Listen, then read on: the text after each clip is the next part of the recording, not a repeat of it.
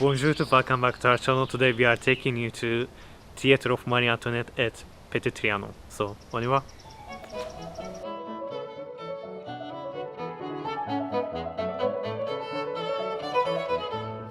Now we've entered from the different side of the domain. You have to go to the Avenue de la Reine.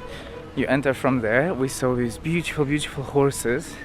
It's so gorgeous, and one pony, 2 horses and 1 pony. And now we're walking towards the Petit Trianon because we're going to go to the theater, which is on the territory of Petit Trianon. At Petit Trianon, obviously, as you guys know, or if you don't know, it's the domain of Marie-Antoinette.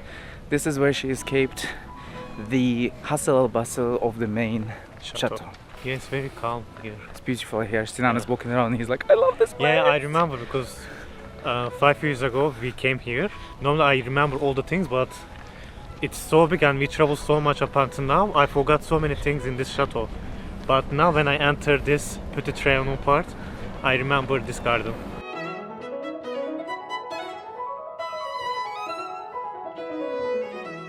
When you reach Petit Trianon, you would never guess there is a theater in its gardens. All is as expected. The beautiful small chateau, the perfectly kept gardens, the hamlet that's hidden away. But a theater, where could it be? Where is the grandiose entrance or appropriate architecture that would immediately make it recognizable? None of that is here. As we approached the theater, we were honestly surprised by how ordinary the structure looked from the outside. It looked more like a service or a storage building. Only the entrance is discreetly done with a touch of antique. The theater was commissioned to the architect Richard Meek.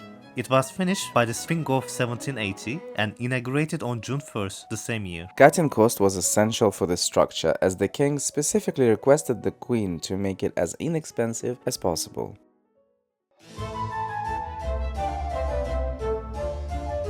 The main hall accommodates about 250 spectators and is done in the beautiful combination of blue, white and gold. The decor was made fast and cheap by using the papier-mâché technique, which is the main factor that would play a critical role in saving it about a decade later. The marble is false, it is painted on. The original painting on the ceiling, done by Jean-Jacques Lagrenay, was replaced by a copy in the 19th century. Considering all of the above, lighting played a major role in this main hall. When it's dim, the decor looks magnificent and almost impeccable, and that's precisely what Marie-Antoinette was looking for. For the Queen, this theater was a place of entertainment, where she could comfortably watch shows, as the theater was sufficiently furnished. But it was also a place where she could go up on stage and play for the very few from her entourage. The stage decor is mainly from the 19th century and employs the old technique of gouache paint, an excellent type of media that resists time and does not have much glare, a problem that is still relevant today for theaters all over the world. The stage, of vast dimensions, 8 shots, 2 levels below and 2 levels of hangers, is equipped with a very sophisticated 18th century mechanism that is the only of its kind still functioning in France today.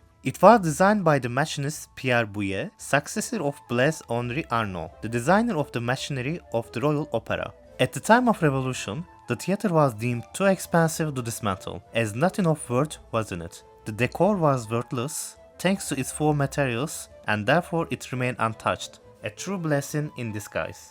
The theater, used occasionally through the 19th century and early 20th century, was restored between 1925 and 1936, and then in 2001. We were taken onto the stage to learn more about its functions and structure, but no cameras were allowed, so you are going to have to trust us when we say it was a fascinating experience that was unmatched to anything that we had experienced before. Standing on the same stage that Marie-Antoinette performed on over 230 years ago was definitely an unforgettable experience.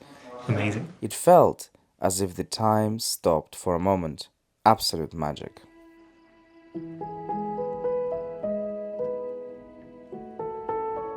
So we are out of the theater, and just one thing to tell you guys: half of the visit happens behind the stage, and it's not allowed to take videos or pictures over there. So you have to come here to do it and to see it. Yeah. It's in French. I don't think there is a visit in English, but even if you understand a little bit of French, you should definitely do it. It's so amazing. You Just see, experience. yeah, you just see the decor, how it moves, how the things move around. It's just absolutely incredible. Yeah, they explain so many things, how the lights work, Yeah. how the paintings work, and how they are cleaning the stuff, and all this. Some of the decor dates to the 19th century, and there is one piece of decor that dates to 18th century, so Yeah. the time of Marie-Antoinette. The oldest apparently. Yeah, the tree in the middle, that's the one that actually dates the epoch of Marie-Antoinette. Yeah.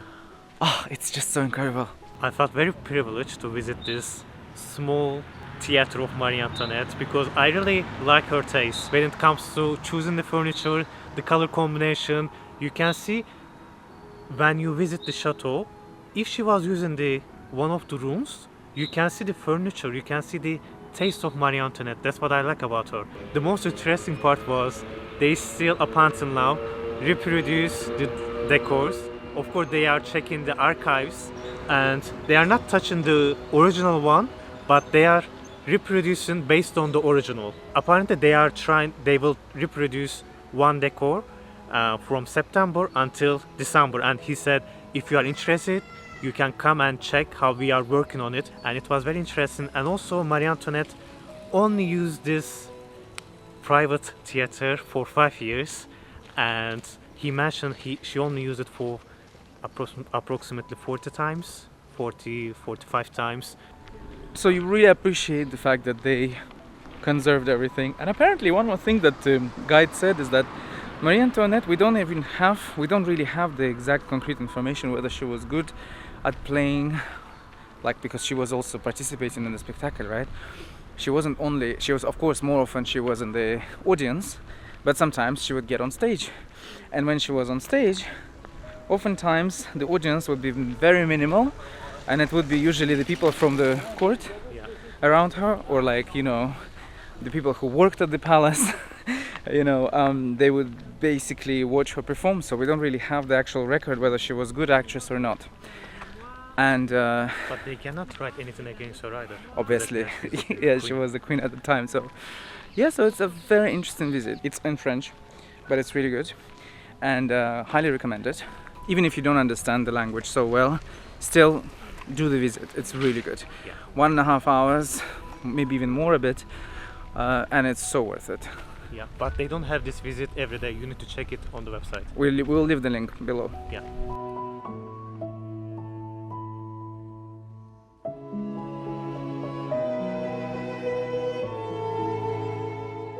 So that's it for today. We hope you liked this episode as much as we did. If you would like to see more of these videos, please don't forget to like, share and comment below. Until the next one. Au revoir. Au revoir.